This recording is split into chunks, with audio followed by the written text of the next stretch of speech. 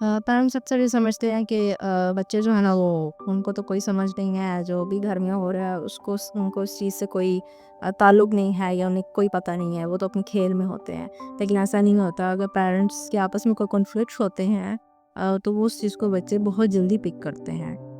हमें तो लगता है कि बच्चे नहीं देख रहे या अपने खेल में बिज़ी हैं, लेकिन बच्चे जो हैं वो एक्सीलेंट ऑब्जर्वर होते हैं। अगर जो है उनको ऑब्वियस अगर सामने भी लड़ाई नहीं हुई भी, पेरेंट्स के सिर्फ मूड भी ख़राब है तो उस चीज़ को फील करते हैं कि आपस में पेरेंट्स बात नहीं कर रहे या जो है उनका जो आपस में जो है उस तरह से इंटरेक्शन नहीं है, तो वो उस चीज़ को ऑब्ज़र्व करते हैं, फील करते हैं और बहुत सारे बच्चे जो हैं वो पूछते भी हैं। और उन घरों में जहाँ पे बच्चों के सामने पेरेंट्स जब लड़ाई झगड़ा करते हैं तो उसके ऑब्वियसली अगेन जो बच्चे की जो डेवलपमेंट है उस पर जो है मनफी असरात मुरतब होते हैं, क्योंकि बच्चे के लिए दोनों इम्पोर्टेंट हैं, माँ भी इम्पोर्टेंट है, बाप भी इम्पोर्टेंट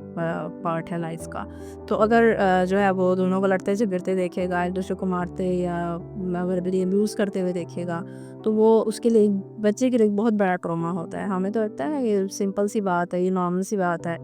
बहुत सारे घरों में, बहुत सारी फैमिली में इस चीज़ को नॉर्मल समझा जाता है, लेकिन ये नॉर्मल जो है वो चीज़ नहीं है, वो बच्चे के लिए बहुत बड़ा ट्रॉमा होता है। उसके लिए तो एक छोटी सी जैसे अगर उसकी स्कूल में कोई चीज़ गुम जाती है या उसके दोस्त से लड़ाई हो जाती है तो उसके लिए वो भी ट्रॉमा है। तो पेरेंट्स की अगर लड़ाई झगड़ा वो देखेगा तो वो उसके लिए एक बहुत बड़ा ट्रॉमा होगा और उस ट्रॉमा से निकलना शायद इतना ईजी भी नहीं होगा बच्चे के लिए। ऐसे बच्चे खौफज़दा रहते हैं और डरे सहमे हुए रहते हैं और उनमें एंजाइटी होने के जो चांसेस है बहुत ज़्यादा होते हैं। बहुत सारे बच्चों मैंने देखा है कि जो पेरेंट्स की कॉन्फ्लिक्ट्स बहुत ज़्यादा ऑब्जर्व करते हैं, उनमें स्टटरिंग, स्टैमरिंग यानी हकलाहट वाली जो चीज़ें हैं वो बहुत ज़्यादा होती हैं। इस तरह के हमारे पास केसेस रिपोर्ट होते हैं, उनमें इस तरह के आते हैं हमारे पास बच्चे कि जो लॉन्ग जो है टर्म कॉन्फ्लिक्ट का पेरेंट्स के कॉन्फ्लिक्ट्स को देखते रहे हैं,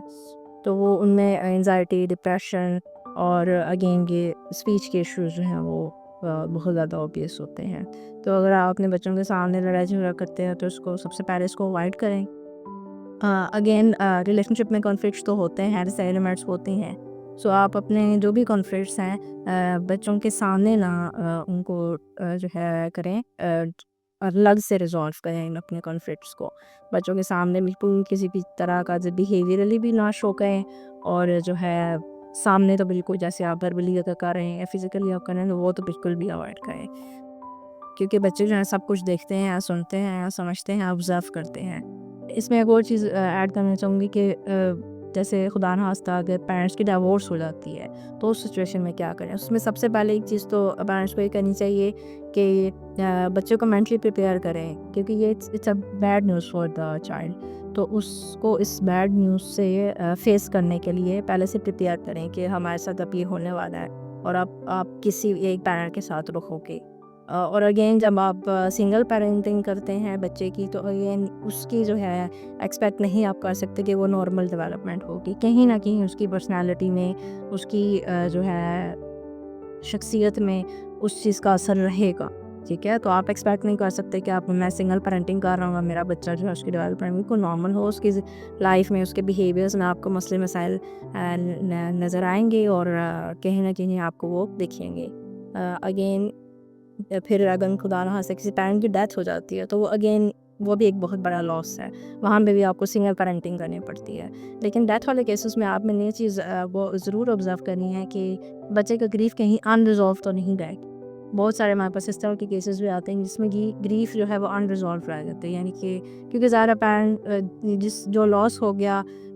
वो तो चला गया, लेकिन जो ज़िंदा है पेरेंट वो भी उसके लॉस की वजह से ख़ुद भी डिप्रेस होता है। तो वो बच्चों को उस तरह से जो है वो हैंडल नहीं कर पाते या वो उस सिचुएशन में नहीं होते कि वो उनको देख सकें, उनको हैंडल कर सकें, ऑब्ज़र्व कर सकें कि उनके